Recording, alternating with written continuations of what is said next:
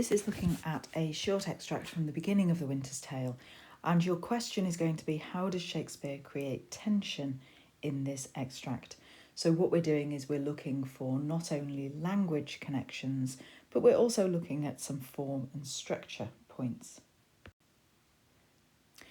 So if we contextualise this extract briefly, and you can read the part of the play that leads up to this from Act 1, you have Leontes, who's king of Sicilia, who's trying to persuade his best friend Polixenes, who's king of Bohemia, to stay with him for at least an extra week. And Polixenes has already said he can't stay because he's worried about what might be happening in his absence. And he says to Leontes that if anybody could persuade him, it's going to be his best friend, King Leontes. And it's just the fact that he needs to go. He's been away for 9 months. Okay, so 9 months is also significant. And Leontes hands over to his wife Hermione and says, please, Hermione, you try and persuade him. And in the bit immediately preceding this extract, Hermione has been playfully arguing with Polixenes and has managed to persuade him to stay. And that has been all innocent. It's demonstrated Hermione's wit, her liveliness, her confidence, all these positive attributes. And Leontes hasn't really been listening, you get the impression, because our extract starts with this question, is he won yet? So Leontes has assumed that she's going to succeed. So that's kind of benign at that point. Benign means that there's no problem with it. It's harmless. And yet all of these points are going to work together to kind of sow seeds of suspicion in Leontes' head. So the idea of yet, he assumes that she's going to be successful. He says, he'll stay, my lord. At my request, he would not.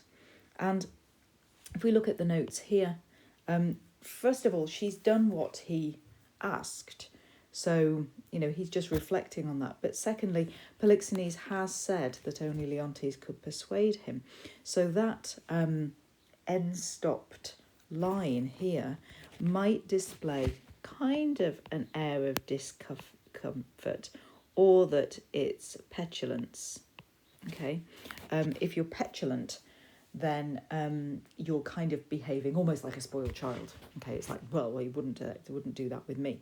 And we can talk about the kind of end stop, the kind of almost that Leontes is slightly perturbed, is slightly kind of annoyed at this. But he recovers quickly and says very much this kind of, public face here, Hermione, my dearest. So this epithet here, this kind of way of talking to her, entitling her, means that, he is showing publicly his affection for her. And he says towards the end of this extract that, these suspicions are born out of how much I love her. So the superlative dearest there shows how valuable she is to him, and therefore possibly creates tension by showing how much he feels he's got to lose. So that superlative kind of showing her value to him. And he says, you never spoke for a better reason, a better purpose. Never, never but once. Okay, now this formatting is interesting. You can see that it goes across like that. And actually this bit here is also meant to be kind of at the end of that line. But this practice of shared lines is technically called hemistichomythia. You don't need to remember that, but you can if you want. And it's because Shakespeare writes in blank verse. And you remember that blank verse is the 10-syllable line, that 5 iamb line, the de-dum, de-dum, de-dum, de-dum, de-dum, to show nobility, to show dignity, to show kind of virtue. And here we've got Leontes and Hermione sharing lines. It kind of comes quickly on the kind of back of what the previous speakers said. And this idea is called hemistichomythia. And generally, if you see it, it'll be indicated by that sort of diagonal swoop there. And it generally indicates kind of pace, speed. It can indicate intimacy. It can indicate kind of, I suppose, irritation or annoyance or so. You always look at the context of it and then say, okay, why are these lines being shared? And here, it's kind of quick-wittedness or kind of on Hermione's part, she's in kind of playful mode, and maybe Leontes, it's beginning to kind of think too much, and he's got a quick answer, he's got a ready answer. And Hermione takes over in a kind of playful tone. She's confident, she's intelligent, and says, what have I said? Have I twice said well? Have I said two good things? Wow. When did I say that before? Please tell me. Cram it with praise. Make it as fat as tame things. So really feed it up. Really kind of make the most of it. Because if one good deed dies tongueless, it dies without being recognised, it will kind of kill the 1,000 that were waiting behind it. So if your good actions don't get recognition, you might not do any more good actions. And this sentiment of our praises are our wages. She does well, she does the right thing, and then her virtue is recognised. She puts forward positive sentiments. You may ride 1,000 furlongs more quickly. A furlong is a measurement of distance, usually if you're measuring on a horse. Okay, so with one soft kiss, you can get 1,000 furlongs covered way more quickly than you can manage an acre, another measure of distance, using the spur. And the spur are those kind of, drawing a really bad spur, spiky things on the back of shoes. Okay, if you think of cowboy boots, and they've got those spiky things for hitting the side of the horse, that's a spur. So she's basically saying, look, you'll get way further with praise than you will with anger or kind of meanness. And then she says, but back to the point, the last good thing I've done was to get Polixenes to stay. What was my first? What I've just done now has an elder sister, or I've misunderstood you. She uses apostrophe, okay, this sense of saying oh about something. Apostrophe is a technique known as apostrophe, different to the punctuation mark. It's this kind of rhetorical address to something. Generally, you are on safe ground if you say it's showing strong emotion. Okay, so she's kind of really wants to know. And it says, would her name were Grace? This first deed, is it graceful? Can she be called Grace? Now, grace is really important because of its religious connotations. Okay, biblically, to be in a state of grace, to be in that state that Adam and Eve were in, the kind of biblical purity. And Hermione is associated with this form of religious grace. She is a really good person. And she kind of picks up again and says, but I spoke to the purpose once before. I've spoke for a really good reason before. When was this?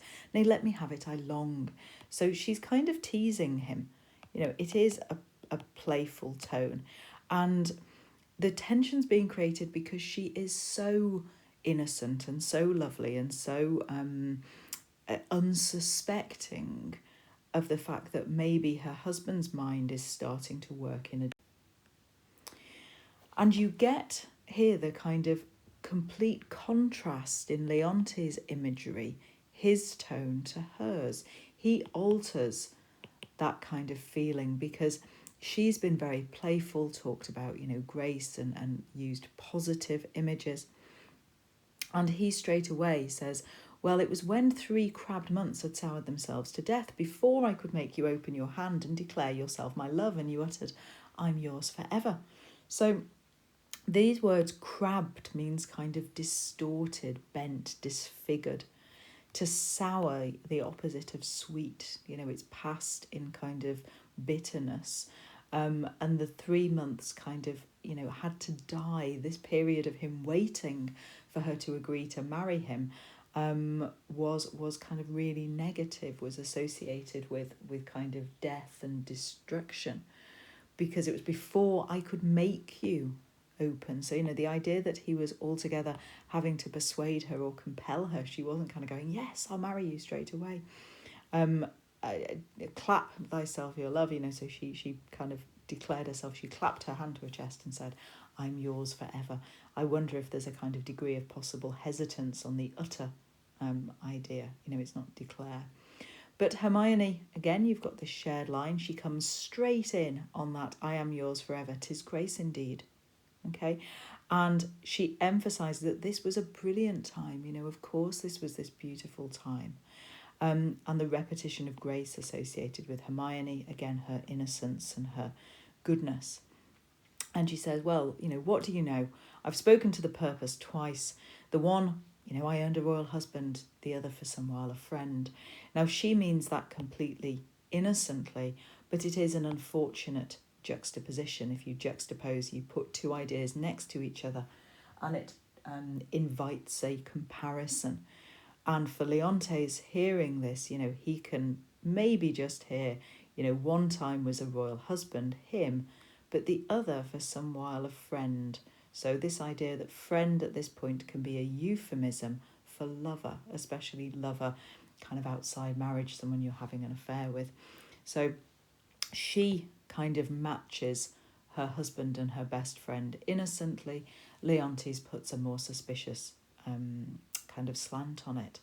And straight away you have an aside, and that creates the tension because all of a sudden there is a split in what's going on publicly in one character's life and what's going on privately in his head.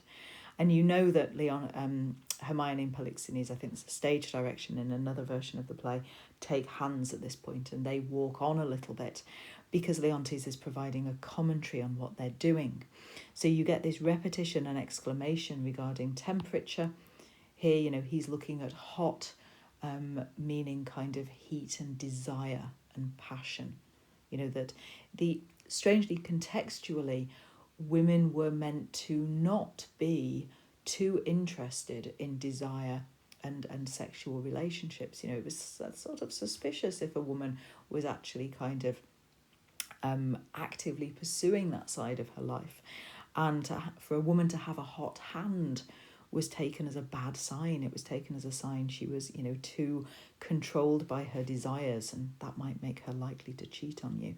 So this idea of heat is not a good one when he's associating with his wife. And he uses this idea of polyleptaton, to mingle, where you get the same root of the verb or same root of the word applied in different forms. So to mingle friendships far is mingling bloods. He says actually if friendship goes too far, it can take on this kind of physical side. He admits he's shaking, there's a physical effect, and that he's distorting what should be happening. He's meant to be enjoying this visit. There's meant to be dancing, entertainment, freedom, heartiness, bounty, plenty. But all of a sudden his physical reaction is not to any of these things. His heart dance is not for joy, not joy. This entertainment may a free face put on. All of a sudden he reckons that he's being fooled. There is a kind of front to this, but it's got an inner meaning.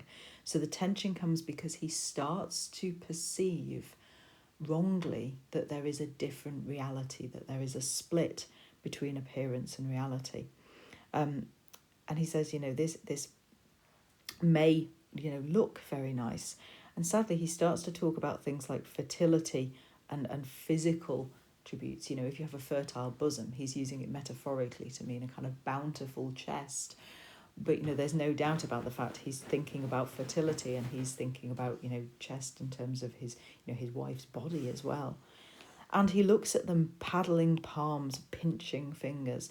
The plosive alliteration there is starting to show his growing upset, his growing emotion and jealousy. Making practice smiles as in a looking glass. So we have the idea increasingly of falsity, of a facade. Okay, you spell facade like that with that accent underneath the C to soften it. This fake front. He kind of tries to get this idea of, they're faking it. They're creating this idea of intense feeling, this pathos. They're sighing like, the deer had just died. Uses apostrophe for intense emotion. And says, this is entertainment my bosom likes not, nor my brows.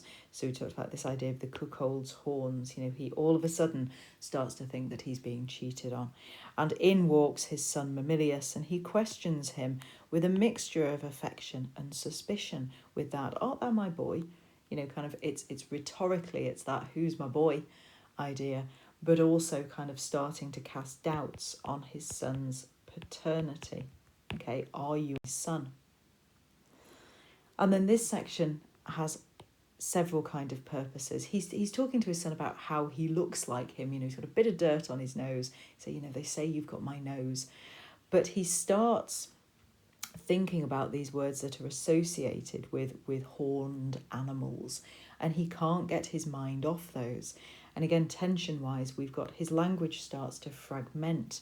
We have all of these dashes, this caesura, because remember we're talking about blank verse, and he's associating all of the words he's using with the connotations of the cuckold.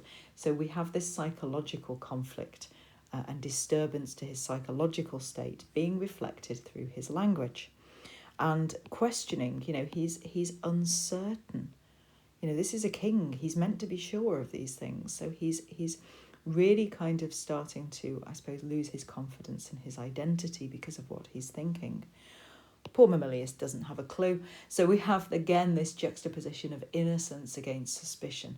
And Hermione and Mamilius are in many ways going to be kind of the innocent victims of Leontes' his irrational jealousy. And so he's fixed on the image of the cuckold. He can't get out of his head the idea that, no, it's the horns, if you've got to look like me, you've got to have the horns. And yet he's kind of arguing with himself. They say we're almost as alike as eggs. They say you're like me. And he does this again down here. It were true to say this boy were like me. He can see the evidence in front of him as how Mamilius looks. And yet psychologically he's starting to doubt his own judgment. So there's this kind of conflict going on. And straight away he starts to kind of develop this line of misogyny, this hatred of women, this distrust of women, which is going to kind of compel him to take out that kind of anger on one of the most kind of virtuous women available to him, his wife. He starts to list and repeat all of the concerns, again, increasing the tension. This is definitely building up to these kind of awful actions he's about to commit. And no matter how much he tells his son to look at him, the oxymoron sweet villain sums up how he's now thinking. This boy is sweet, he's innocent, and yet is he the embodiment?